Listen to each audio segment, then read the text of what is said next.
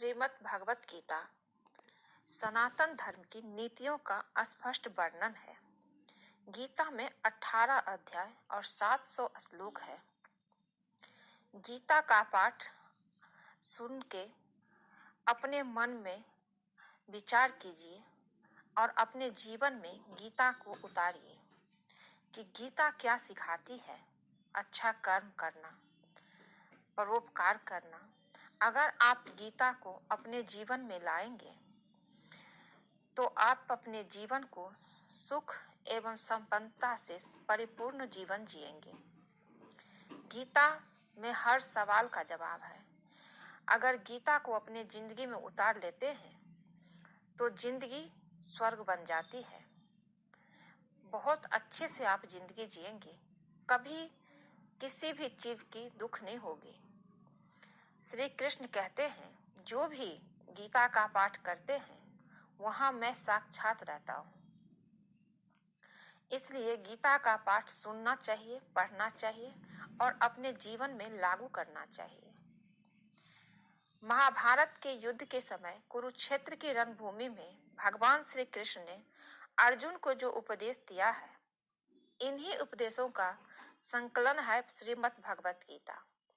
असल में यह उपदेशों का संकलन प्रश्न और उत्तर के रूप में है।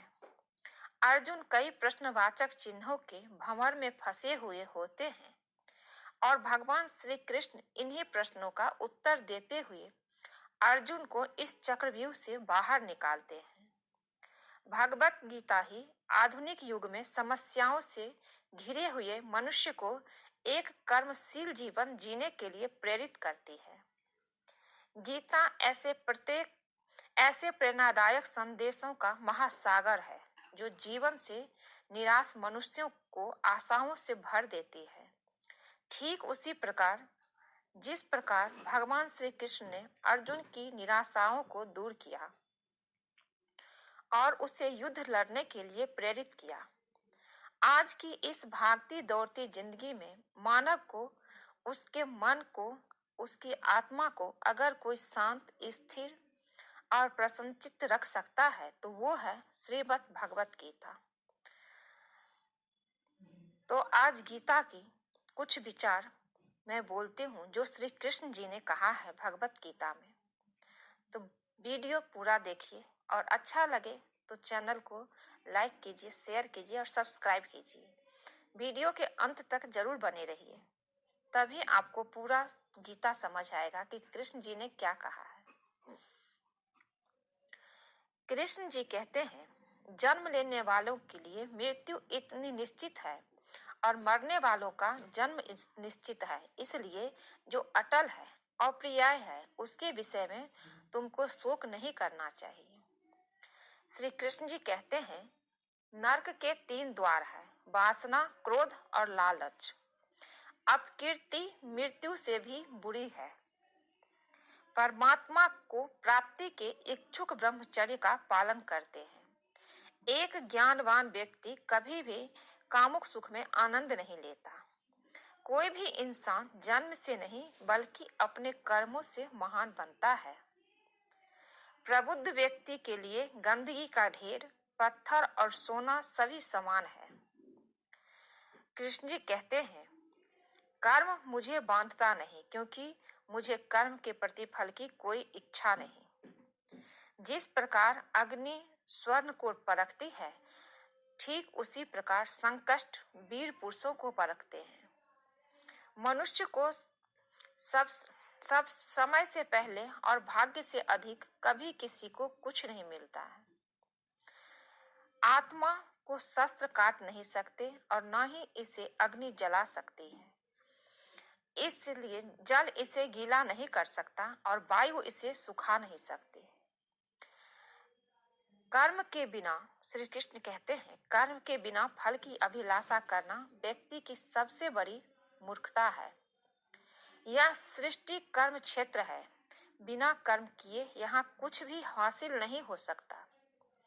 जो मनुष्य मन को नियंत्रित नहीं करते, उनके लिए वो शत्रु के समान कार्य करता है। जो दान बिना सत्कार के कुपात्र को दिया जाता है, वो तमसदान कहलाता है।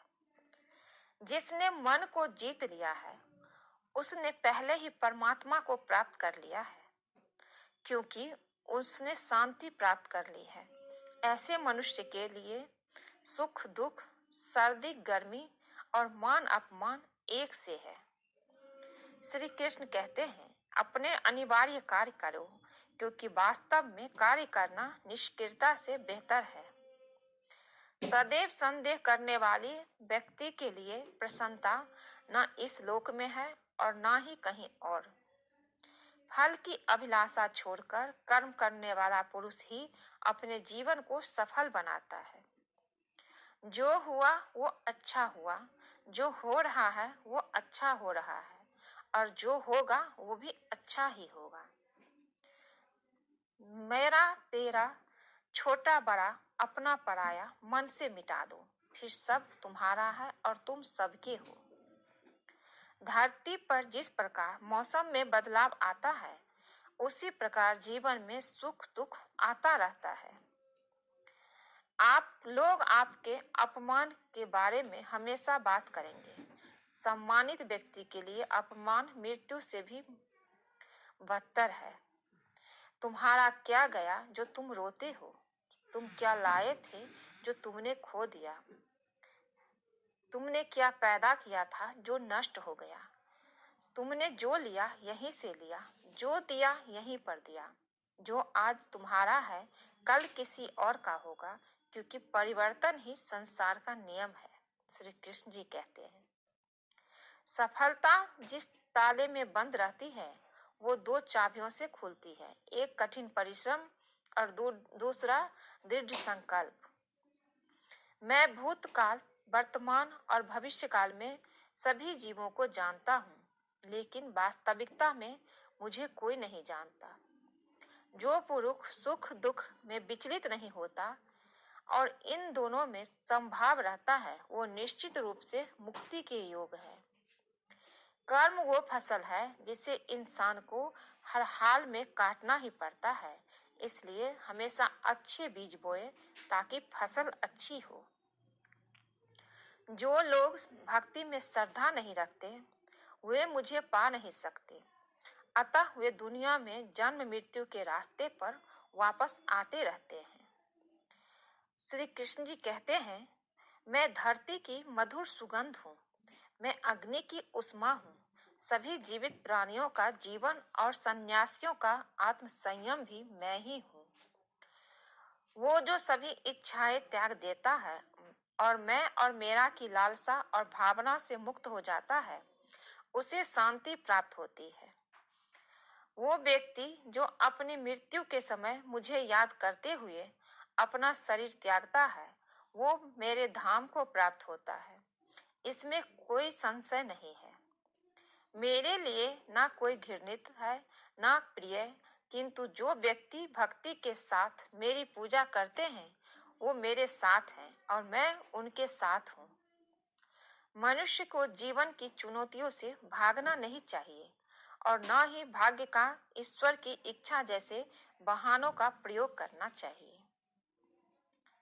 मनुष्य को परिणाम की चिंता किए बिना, लोभ लालच बिना एवं निस्वार्थ और निष्पक्ष होकर अपने कर्तव्यों का पालन करना चाहिए। जिस तरह प्रकाश की ज्योति अंधेरे में चमकती है, ठीक उसी प्रकार सत्य का भी चमकता है, इसलिए हमेशा सत्य की राह पर चलना चाहिए।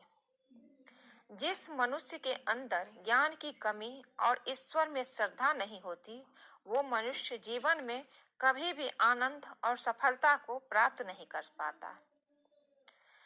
जब जब जब इस धरती पर पाप, अहंकार और अधर्म बढ़ेगा, तो उसका विनाश कर धर्म की पुनः स्थापना करने हेतु मैं अवश्य अवतार लेता रहूंगा। श्री कृष्ण कहते हैं, जन्म लेने वाले के लिए मृत्यु उतनी ही निश्चित है जितना कि मृत्यु होने वाले के लिए जन्म लेना। इसलिए जो अप्रिय है उस पर शोक मत करो। श्री कृष्ण कहते हैं, मानव कल्याण ही भगवत गीता का प्रमुख उद्देश्य है। इसलिए मनुष्य को अपने कर्तव्यों का पालन करते समय मानव कल्याण को प्राथमिकता देना चाहिए। वो जो वास्तविकता में मेरे उत्कृष्ट जन्म और गतिविधियों को समझता है, वो शरीर त्यागने के बाद पुनः जन्म नहीं लेता और मेरे धाम को प्राप्त होता है। श्री कृष्ण कहते हैं, अपने परम भक्तों जो हमेशा मेरा स्मरण या एक चित मन से मेरा पूजन करते हैं, मैं व्यक्तिगत रूप में उनके कल्याण का उत्तरदायित्व लेता हूँ। श्री कृष्ण कहते हैं, जो कोई भी व्यक्ति जिस किसी भी देवता का पूजा विश्वास के साथ करने की इच्छा रखता है, मैं उस व्यक्ति का विश्वास उसी देवता में दृढ़ कर देता हूँ। अच्छे कर्म के बावजूद भी लोग केवल आपकी बुराइयां ही याद रखेंगे, इसलिए लोग क्या कहते हैं इस पर ध्यान मत दो, तुम अपना कर्म करो।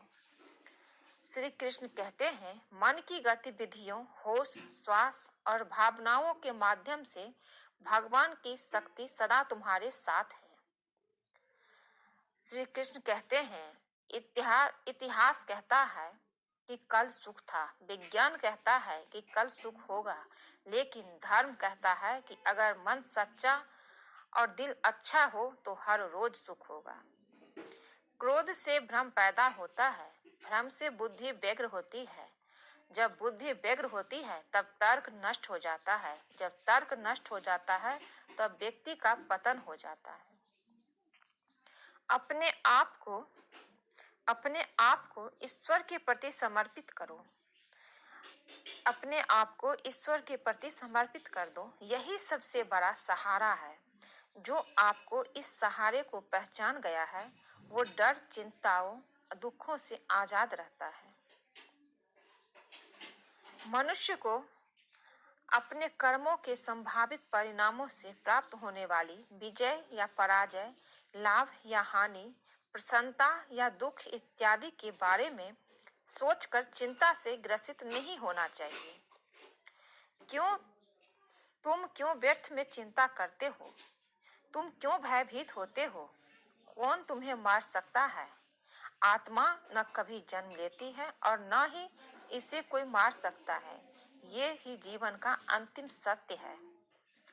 श्री कृष्ण कहते हैं, जो होने वाला है वो होकर ही रहता है और जो नहीं होने वाला वो कभी नहीं होता। ऐसा निश्चय जिनकी बुद्धि में होता है, उन्हें चिंता कभी नहीं सताती। श्रेष्ठ पुरुष को सदैव अपने पद और गरिमा के अनुरूप कार्य करने चाहिए, क्योंकि श्रेष्ठ पुरुष जैसा व्यवहार करेंगे तो इन्हीं के आदर्शों के अनुरूप सामान्य पुरुष भी वैसा ही व्यवहार करेंगे। जो दान कर्तव्य समझकर बिना किसी संकोच के किसी जरूरतमंद को दिया जाए, वो सात्विक माना जाता है।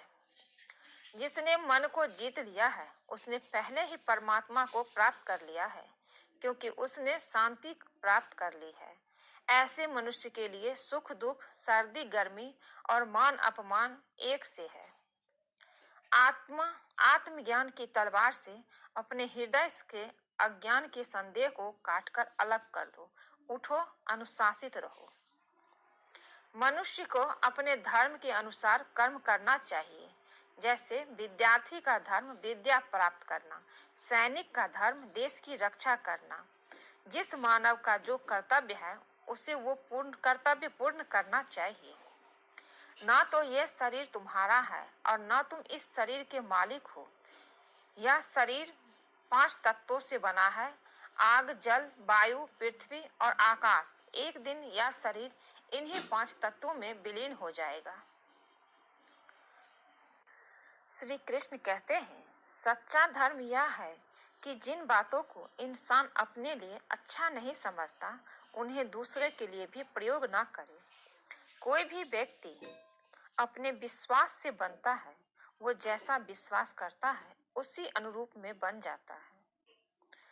मन अशांत है और उसे नियंत्रित करना कठिन है, लेकिन अभ्यास से इसे बस में किया जा सकता है।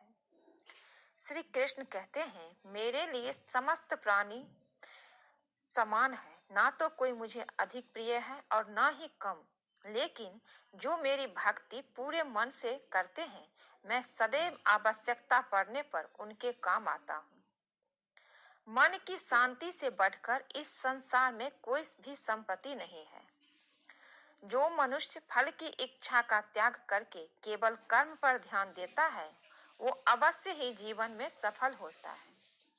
कोई भी इंसान जन्म से नहीं बल्कि अपने कर्मों से महान बनता है।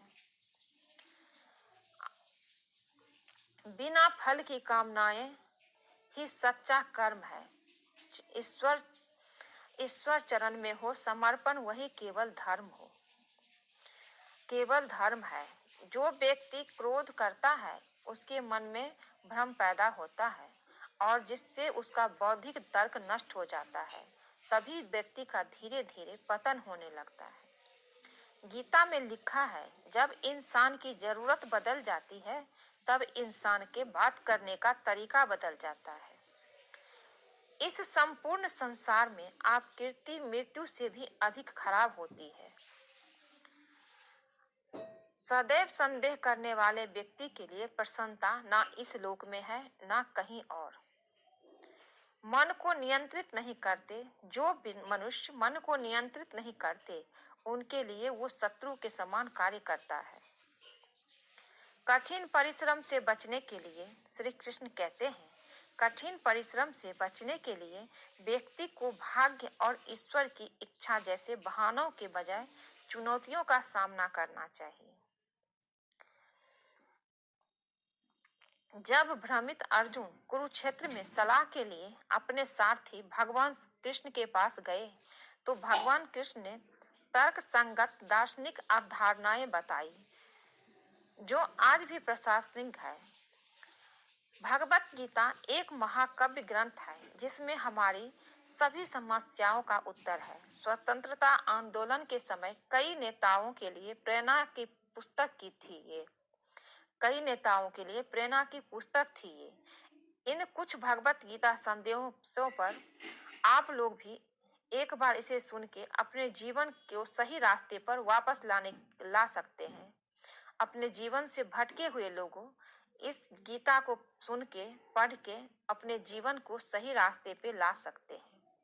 हर इंसान जब कोई मुश्किल में फंसे होते हैं, चाहे जो भी कोई बड़े सन्यासी हो, बड़े लोग हो, बड़े स्टूडेंट हो, या हम लोगों जैसे आम लोग हो, कोई नेता हो, जब कोई सवाल का जवाब नहीं मिलता है, तो एक बार भगवत गीता अवश्य पढ़ते हैं। श्री कृष्ण जी कहते हैं, माफ करना और शांत रहना सीखिए। ऐसी ताकत बन जाओगे कि पहाड़ का भी रास्ता देंगे। माफ करना और शांत रहना सीखिए, ऐसी ताकत बन जाओगे कि पहाड़ भी रास्ता देंगे। व्यक्ति को अपनी इंद्रियों को बस में रखने के लिए बुद्धि और मन को नियंत्रित रखना होगा। किसी भी व्यक्ति को ना तो समय से पहले और ना ही भाग्य से अधिक कुछ मिलता है, लेकिन उसे सदैव पाने के लिए प्रयत्नशील रहना चाहिए। श्री कृष्ण कहते हैं, किसी भी व्यक्ति को ना तो समय से पहले और ना ही भाग्य से अधिक कुछ मिलता है, लेकिन सदैव उसे पाने के लिए प्रयत्नशील रहना चाहिए, अपना मेहनत करना चाहिए। इंसान हमेशा अपने भाग्य को कोसता है, यह जानते हुए भी कि भाग्य से ऊंचा उसका कर्म है, जिनके स्वयं के हाथों में है। व्यक्ति को आत्मज्ञान के माध्यम से संदेह रूपी अज्ञानता को समाप्त करना चाहिए। श्री कृष्ण जी कहते हैं, मैं उन्हें ज्ञान देता हूँ जो सदा मुझसे जुड़े रहते हैं और जो मुझसे प्रेम करते हैं। सत्य कभी दावा नहीं करता कि मैं सत्य हूँ, लेकिन झूठ हमेशा दावा करता है कि सिर्फ मैं ही सत्य हूँ। संसार परिवर्तन संसार का नियम है। समय के साथ संसार में हर चीज परिवर्तन के नियम का पालन करती है। श्री कृष्ण कहते हैं, हालांकि मैं भूत, भविष्य और वर्तमान काल के तीनों जीवों को जानता हूँ, लेकिन मुझे वास्तव में कोई नहीं जानता। संयम, सदाचार, स्नेह एवं सेवा के गुण सतगुण के बिना नहीं आते। कृष्ण जी कहते हैं, जिस मनुष्य जिस रूप में ईश्वर को याद करता है, ईश्वर भी उसी रूप में उसे दर्शन देते हैं।